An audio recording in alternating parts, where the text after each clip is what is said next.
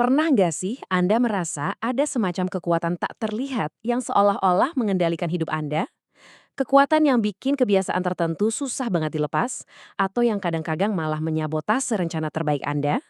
Nah, kita akan selami misteri ini bareng-bareng, karena hari ini kita akan mengungkap kekuatan tersembunyi yang membentuk hidup kita setiap harinya.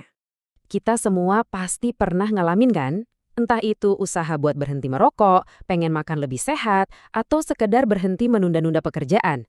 Anehnya, kita tahu loh apa yang seharusnya kita lakukan, kita bahkan pengen banget melakukannya, tapi rasanya kayak ada sesuatu di dalam diri kita yang narik kita balik ke pola yang lama.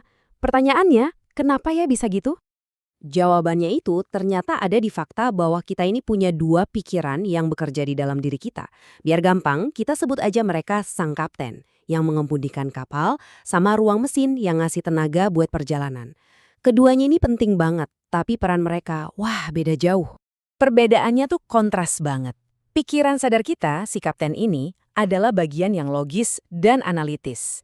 Dia yang pakai tekad dan pemikiran kritis buat ambil keputusan. Nah, di sisi lain, ada pikiran bawah sadar, si ruang mesin. Disinilah letak semua emosi, kebiasaan, insting, dan memori jangka panjang kita. Dia nggak pakai analisis, kerjanya cuma satu, menjalankan program yang udah ada. Sampai sini, kedengerannya kayak kemitraan yang seimbang ya. Sang kapten kasih perintah, ruang mesin yang jalanin. Tapi kenyataannya sama sekali nggak gitu. Ada ketidakseimbangan kekuatan yang luar biasa dramatis di antara keduanya. Nah, buat paham soal ketidakseimbangan ini, kita perlu lihat pemikiran dari bapak psikoanalisis Sigmund Freud. Dia ngasih kita sebuah analogi yang brilian banget buat ngegambarin pikiran manusia, dan ini masih relevan sampai sekarang. Jadi, kata Freud, pikiran kita itu kayak gunung es.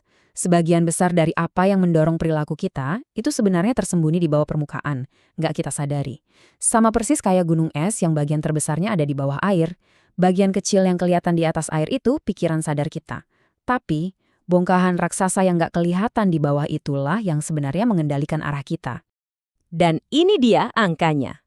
Penelitian modern menunjukkan kalau pikiran sadar kita itu cuma megang sekitar 12% dari total kekuatan pikiran.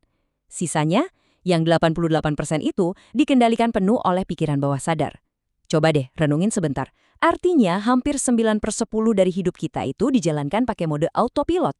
88%. Angka ini menjelaskan kenapa tekad aja seringkali nggak cukup. Tekad itu kan senjatanya pikiran sadar yang cuma punya kekuatan 12%. Dia harus berhadapan langsung sama program otomatis dari si 88%. Jelas pertarungan yang nggak seimbang kan? Kita ambil contoh nyata aja ya, seorang perokok. Secara sadar, pakai pikiran 12%-nya, dia tahu betul merokok itu bahaya dan dia pengen berhenti. Tapi, pikiran bawah sadarnya yang 88% itu udah terprogram buat merokok. Mungkin sebagai cara ngatasin stres atau karena kebiasaan sosial. Kalau mereka berdua berantem, kira-kira siapa yang menang? Ya, program 88% hampir selalu menang. Oke. Jadi kalau pikiran bawah sadar ini emang sekuat itu, kenapa kita nggak bisa langsung kasih dia perintah baru aja? Kenapa ngubah programnya susah banget? Jawabannya adalah karena ada penjaga gerbangnya. Penjaga gerbang ini namanya Reticular Activating System atau RAS. Anggap aja dia ini kayak satpam pribadi buat pikiran bawah sadar kita.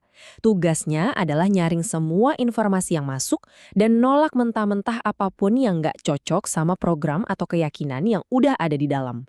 Dia ini penjaga status quo kita. Si penjaga gerbang ini ternyata nggak ada dari lahir loh. Waktu kita umur 0-3 tahun, filter ini masih kebuka lebar banget. Makanya anak kecil itu kayak spons, nyerap semua informasi langsung ke bawah sadarnya. Nah, pas umur 4-7, filternya mulai terbentuk. Anak mulai nanya, kenapa? Dan pas umur 8-13, filter itu jadi makin kuat, seolah-olah mengunci keyakinan inti kita dan membuatnya jadi super sulit buat diubah nanti. Terus gimana dong? Apa kita bakal terjebak selamanya sama program lama kita? Tentu aja enggak. Kuncinya adalah kita harus ngerti gimana caranya ngelewatin si penjaga gerbang ini. Ada beberapa cara supaya informasi baru bisa langsung diterima sama pikiran bawah sadar. Ada 3 kunci utamanya. Pertama, pengulangan. Kalau sebuah pesan diulang terus-terusan, lama-lama dia bakal merembes ngelewatin filter. Kedua, emosi yang intens. Informasi yang dibarengin sama emosi yang kuat, entah itu positif atau negatif, bakal langsung nancap.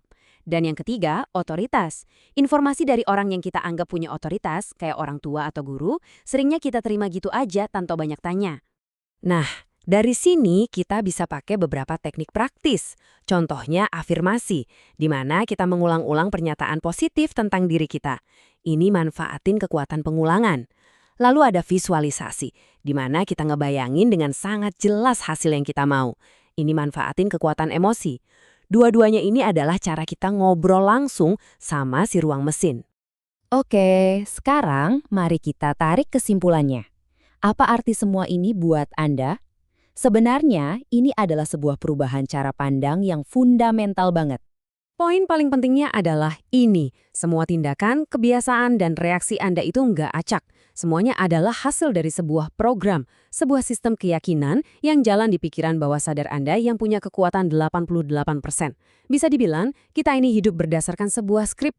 Dan ini dia bagian yang paling kerennya. Walaupun mungkin bukan Anda yang nulis program awal Anda, kabar baiknya adalah Anda punya kemampuan buat menulis ulang kodenya. Anda bisa jadi programmer aktif buat pikiran Anda sendiri, bukan cuma jadi pengguna pasif. Jadi, ini menyisakan satu pertanyaan penting buat kita semua. Sekarang, setelah Anda tahu siapa bos yang sebenarnya di dalam diri Anda, pesan apa yang mau Anda kirimkan ke dia?